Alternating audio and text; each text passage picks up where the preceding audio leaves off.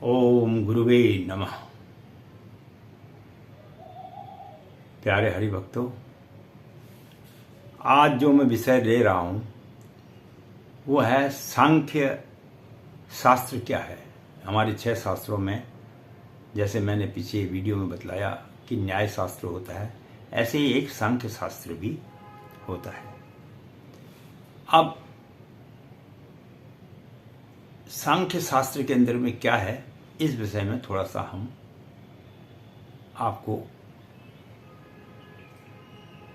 बतलाने का जो है मैं कोशिश करता हूं। तो सांख्य शास्त्र में हमारा सबसे पहला इसमें जो है वह है आत्मा। आत्मा क्या चीज है, इसके विषय में वर्णन किया हुआ है कि आदमी की जो ये शरीर में एक आत्मा होती है, इसका क्या महत्व है, ये क्या और क्यों शरीर के अंदर दी गई है, इसके विषय में जो जानकारी है वो जो है सांख्य शास्त्र के अंदर में दी गई है। दूसरा, उसमें प्रकृति के बारे में बताया गया है कि हमारी प्रकृति क्या चीज़ है, प्रकृति का मनुष्य के जीवन में क्या प्रभाव असर पड़ता है, इसके विषय में भी थोड़ा बहुत ज्ञान दिया गया है कि प्रकृति क्या चीज़ है। तो उसको भी लोगों ने समझना चाहिए कि प्रकृति भी कुदरत की बनाई हुई, हम लोगों को दी हुई एक असीम कृपा है। तीसरा है इसमें जो है सृष्टि का विकास किस प्रकार होना चाहिए और कैसे होगा, ये सब तमाम बातें जो है सांख्य शास्त्र के अंदर में लिखा हुआ है। तो अगर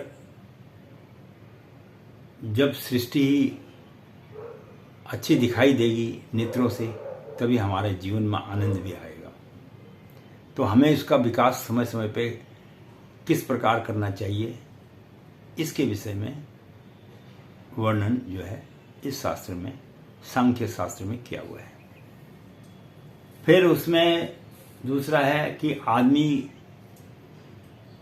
के दुख का कारण क्या है, आदमी दुखी क्यों होता है, ये भी सांख्य शास्त्र के अंदर में लिखा है कि आदमी दुखी क्यों होता है और दुखी होता तो उसके क्या कारण हैं। आदमी सुखी क्यों होता है और सुखी होने के क्या कारण हैं, इन तमाम चीज़ों को जो है सांख्य शास्त्र के अंदर में लिखा हुआ है। हम आज जो सोच रहे हैं, हम जो आज बतला रहे हैं, हम सोचते हैं कि हम लोग ही ज्ञानी हैं, लेकिन जो हमारे ऋषि मुनि थे वो बहुत ज्ञानी आदमी थे। उन्हें इन सब चीज़ों का विशेष अध्ययन किया हुआ और आजमाया हुआ था, तभी उन्होंने इन शास्त्रों का जो है निर्माण किया। अब ये तो सारी बातें हुई, ये तो सुख दुख ये सब तो इसमें है ही है, लेकिन सांख्य शास्त्र के अंदर में एक सबसे जो महत्वपूर्ण है वो है कि आदमी इस सृष्टि में जब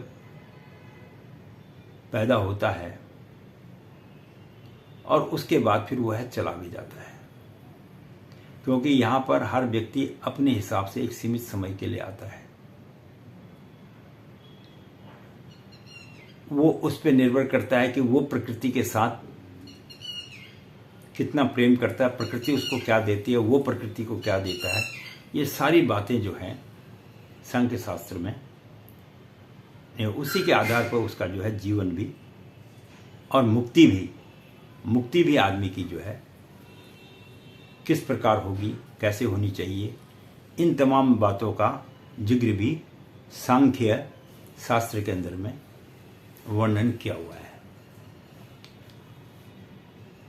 तो होने को तो ये मनुष्य योनि है, आदमी अपनी तरफ से तो यही चाहता है कि वह अच्छा कर्म करे, पर वो कर नहीं पाता है। तो सांख्य शास्त्र के अनुसार जो है मुक्ति का जो मार्ग अगर आदमी को खोजना है तो उसको सांख्य शास्त्र जो है पढ़ना पड़ेगा।